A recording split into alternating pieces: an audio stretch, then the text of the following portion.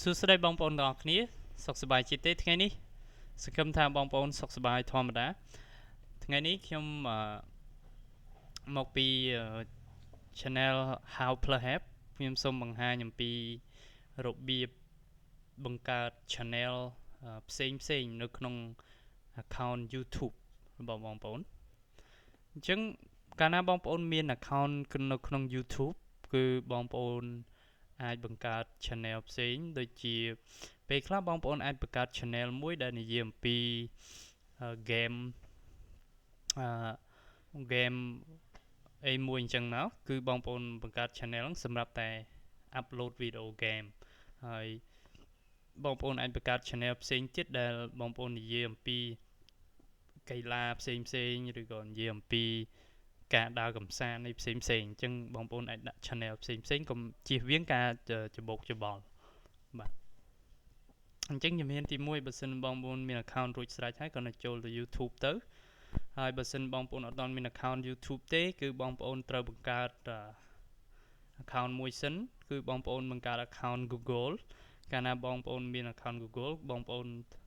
បើក YouTube ទៅវានឹងឲ្យបងប្អូន automatic lock បងប្អូន log in ទៅ បងប្អូន log in ទៅបងប្អូននឹងទទួលបាន account នៅក្នុង YouTube ដោយautomatic តែម្ដងបាទសុំទោស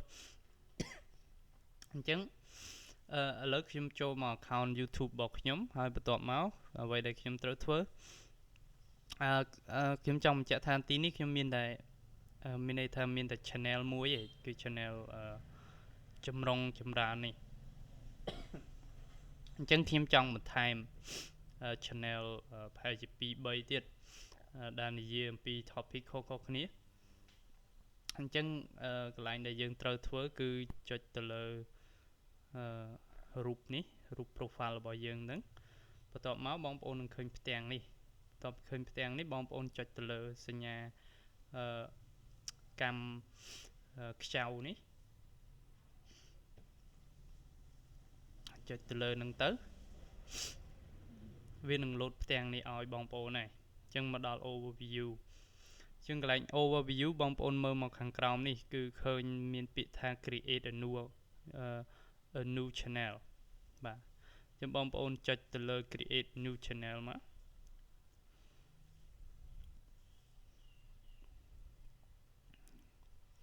បន្ទាប់ពីចុចទៅលើ new channel បងប្អូនទទួលបាន page មួយនេះគេដាក់ create new channel បន្ទាប់មក name your channel ចឹងបងប្អូនវាយឈ្មោះ channel ដែលបងប្អូនចង់ដាក់បងប្អូនអាចដាក់ថា hot world hot new អញ្ចឹងមក world hot new នេះ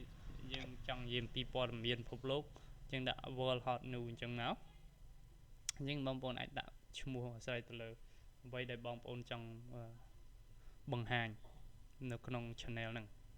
ហើយបន្ទាប់មក select category អញ្ចឹង category របស់ channel យើងលក្ខណៈ product ឬក៏ brand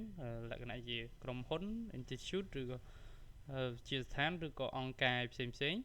ជាលក្ខណៈសិល្បៈការកម្សាន្តឬក៏កីឡាឬក៏ផ្សេងទៀតចឹងបើសិនតើchannel របស់យើងនិយាយពីអីអញ្ចឹងដូចខ្ញុំដាក់ World Hot News អញ្ចឹងខ្ញុំអាចរើសយកមើលចុចមើល other មានអី other ហ្នឹងហើយអាចដាក់ other ដោយសារមាននៅក្នុង category ហ្នឹងនេះមានតែសិល្បៈ entertainment ចឹងខ្ញុំរើសយក other ហើយបន្ទាប់មក your new channel come with Google Plus page នៅនេះ I agree to page term ចឹងយើងត្រូវចុចលើ agree ហើយបន្ទាប់មកយើងចុចពាក្យថា done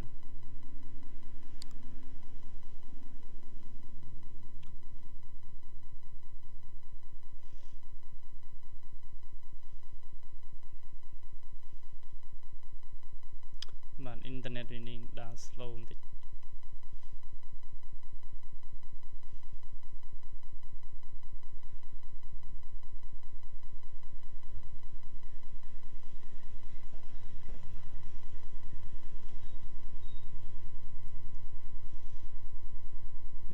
កំពុងបញ្ជូនបន្តបញ្ហាអញ្ចឹង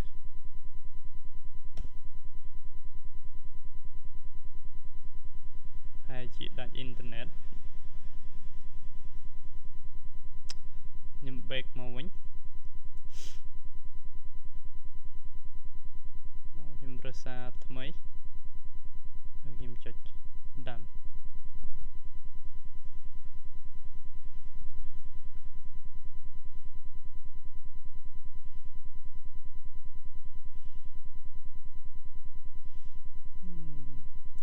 បញ្ហាអញ្ចេះ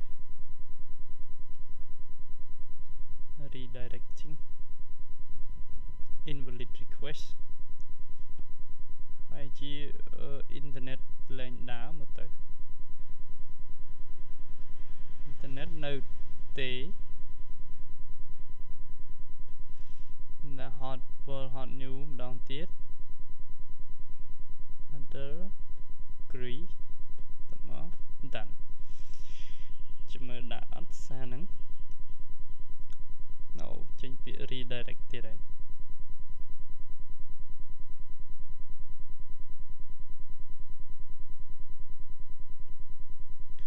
បាទអញ្ចឹងដូចខ្ញុំបានបង្ហាញអញ្ចឹងគឺយើង follow តាម step ហ្នឹងទៅគឺយើងនឹងទទួលបាន channel ថ្មីមួយដោយសារអ៊ីនធឺណិតរបស់ខ្ញុំមានបញ្ហាអញ្ចឹងខ្ញុំសូមបញ្ចប់ការបង្ហាញត្រឹមតែប៉ុណ្្នឹងចាំមើលខ្ញុំសាកល្បងម្ដងទៀត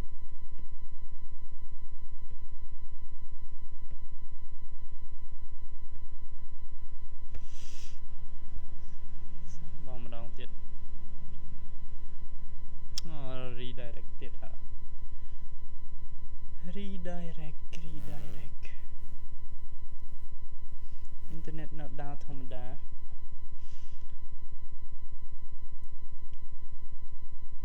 អូនេះជាងយើងទទួលបានហើយបាទព្យាយាមគង់បានសម្រាប់បងប្អូនអញ្ចឹងមិនមែនថាយើងបរាជ័យម្ដងយើងបោះបង់ចោលគឺ